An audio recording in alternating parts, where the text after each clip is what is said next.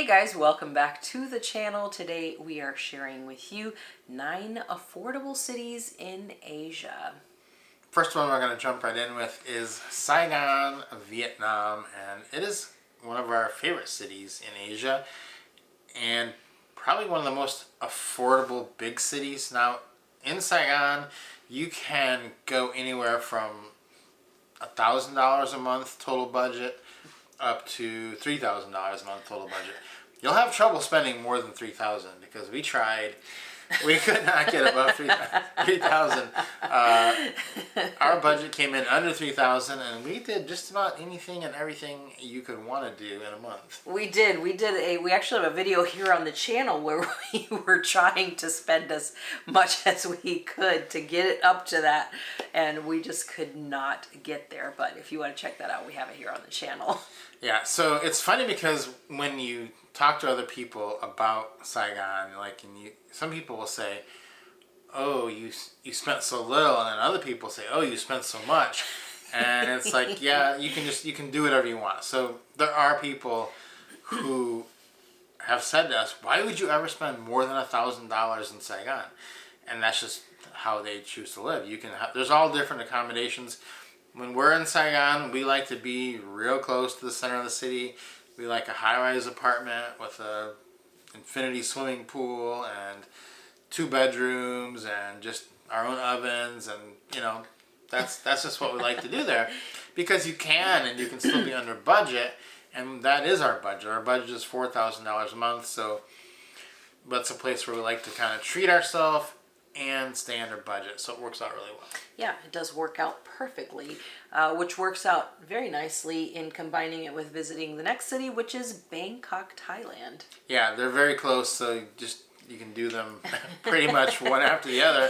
Easy plane ride, and it's actually really cheap too. Yeah, it is cheap. Bangkok is a little more expensive than Saigon. You probably aren't doing Bangkok for less than $1,000 unless you're really going low, which you could still do. We have met people doing that. But when we talk to locals in Bangkok, they tell us that Saigon is cheap. So that gives you an indication that it is slightly more expensive. But same kind of thing. We usually get the same kind of apartments there. And we love to get an apartment with a view in Bangkok just because the views are so spectacular. This last year we were there, we had a view of the Chao Phraya River and set up for the New Year's Eve fireworks. We were really high up in the building, beautiful view. Our apartment was only about $1,200 for the month, and then food is cheap, everything is cheap to get around, so we're always pretty easily under $4,000. We do get a lot of massages in Bangkok though, and that kind of doesn't really add to the budget that much because they're like $5 or $6 a piece. Yeah, a lot of self-care things, massages. I get my nails done a lot there, and I also get a lot of facials there too because they're pretty inexpensive, like around $15 for an hour and a half facial. Yeah, so we do order a lot of food there. We don't cook as much, but it really doesn't add to the price because food delivery is cheap. Speaking of cheap food delivery, I think the cheapest food in all of Asia in big cities is Kuala Lumpur. I don't know why, but it is insanely cheap to get. Even like the stuff we're used to at home, our American brands are so cheap that you think it's a mistake. And then you get the food and you're like, nope, it's real. Oftentimes we've ordered like more than we needed because we thought, this can't be like a full meal. This is like a kid's meal or something. And then you get it and it's the full deal. Yeah, and then we have to store the rest in the fridge because then the full meal we can't even finish. It's like 2 in 1. And then we ordered extra thinking the food was not going to be enough. And so, yeah, and it's still cheap. We eat off of it for like 2 or 3 days then when we do that. Yeah, and then the housing in Kuala Lumpur is also inexpensive. We stay in just beautiful places. Our favorite place in Kuala Lumpur is Star Residences, and it's fabulous. Yeah, and actually the last time we stayed there, I had surgery, and it was the perfect place to recover because you could easily get things delivered. The grocery store was really close, and the Star Residence has incredible amenities. And we had a really nice apartment there with a gorgeous view. Yeah. So the other thing that's really cheap in Kuala Lumpur is getting rides. They're also very cheap in Saigon, but getting rides, I think, maybe the cheapest in Kuala Lumpur because a couple of locals told us that the gasoline is capped and there's subsidies and a lot of that stuff. So that is why it is so inexpensive in Kuala Lumpur. Moving on, where we are right now filming this from, Sendai, Japan. We are here and let me tell you, it is inexpensive. It is very inexpensive. We have been so surprised from, buying food at like American chains like McDonald's and buying food at local restaurants. It's just been so surprising how affordable the food is here. And then on top of that, go to the grocery store or go to the convenience store and you're still not going to pay a lot. And the housing here is actually very reasonable. Yeah, part of the reason that it's so reasonable right now is the yen to US dollar conversion is the lowest it has been in 30 years. So basically you're paying in yen, but your US dollar is worth more yen. So like every day, what we've been here, it keeps going down. So like the meal that cost $4.90 yesterday, today it costs $4.80. So it's like things just keep getting cheaper. We've been here now in Japan for like 6 weeks, and the yen just keeps going down, and the US dollar keeps going up. So that's a big part of some of this too. Next up is going to be Ubud in Bali, Indonesia. That's right, and this is one of our favorite places to just kind of sit and hang out and enjoy ourselves and really treat ourselves. We usually we'll get one of two things. We'll either get like a villa with like its own pool and a gorgeous view and things like that, or we'll get a hotel using points and stay at a resort like on the beach or something and get a really great deal with that as well. It's super, super affordable, and then on top of that, the food is ridiculously cheap there as well, so you can keep your costs really low in Ubud, and it's actually one of the more expensive places that you can stay in Bali, but it's insanely reasonable. Okay, moving on, we've got Hanoi, Vietnam. It's in the very north of the country, and we recently spent almost 2 months in that region, kind of going all over, and it is very inexpensive. I'd say it's even more inexpensive than Saigon because there are more Western tourists in Saigon than in Hanoi, and the prices do sometimes reflect that in the housing. So Hanoi is really, really cheap, and we ended up staying in a lot of hotels there because we were trying to accrue our status there. It was amazing. The people are so friendly. The service is amazing. Food is great. Really can't recommend it enough. Yeah, and they had a ton of options too of different cuisines. You could eat all the Vietnamese food you wanted, but then on top of that, you could get things like pizza and tacos and Indian food and French food, just all kinds of stuff. Really great offerings there. Next up is Osaka, Japan, and Tokyo. Tokyo is what you always hear of as being expensive. Tokyo is not expensive other than the housing. The housing is expensive, so it's not going to make this list because the housing in Tokyo can be ridiculous. It's not the same in Osaka though, and Osaka is a really cool city.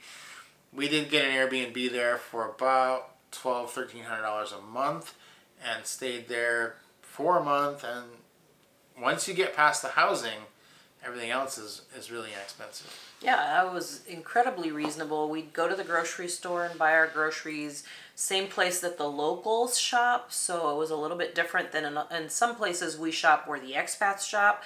In Osaka, we shopped with the locals, and we were actually the only foreigners in there shopping in the grocery store, but the prices were super, super reasonable, so we cooked a lot, at our apartment, and that was really nice, and it was, and even ordering food, we ordered, I think a couple times, I think we got Domino's Pizza, didn't we, or Pizza Hut, maybe, yeah. I can't remember which one, but we got some pizza, American chain pizza, and it was really good too, and for super good price too. Yeah, loved Osaka.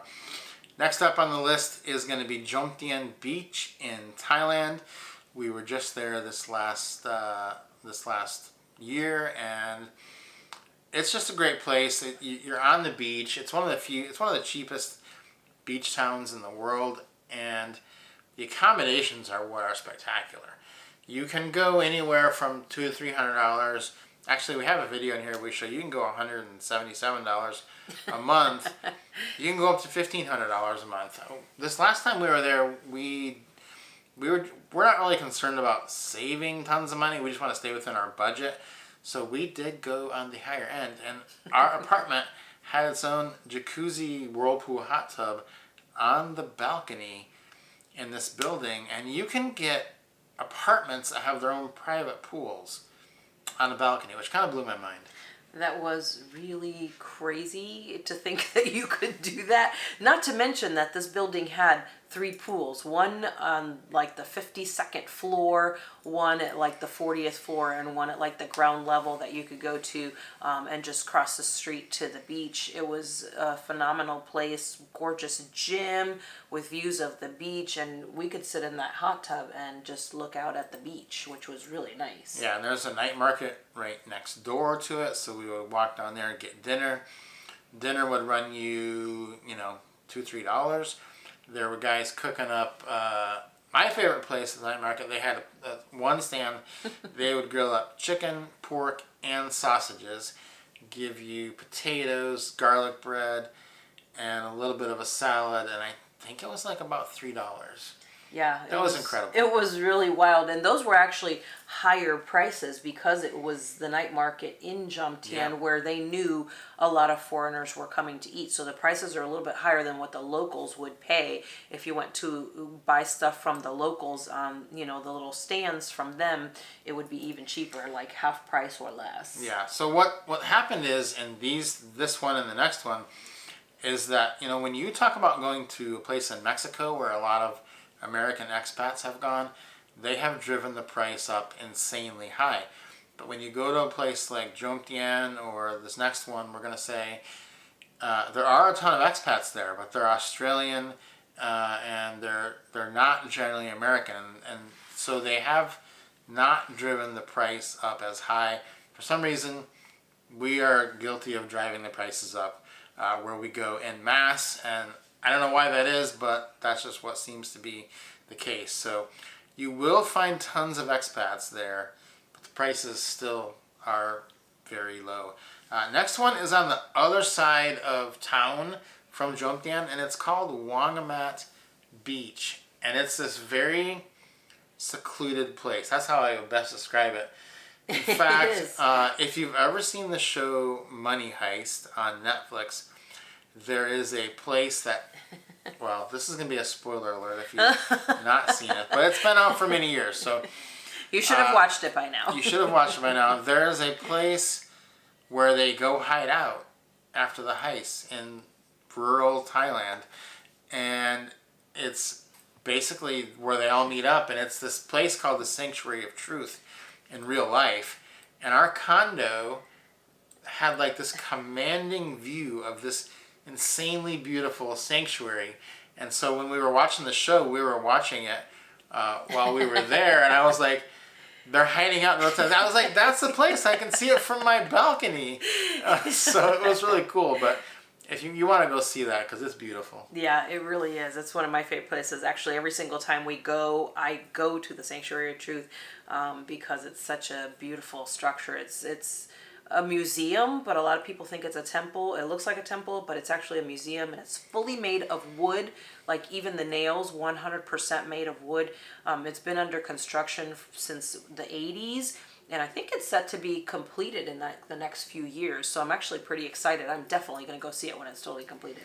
Yeah. So, but getting to the accommodations there are, for some reason, on this one little street, it's basically like a real sleepy town, and that's how I could best describe it. So laid back, and there's just these beautiful multi-story condos with pools, and they're right on the beach, so it's just amazing. It'll blow your mind. The prices are great.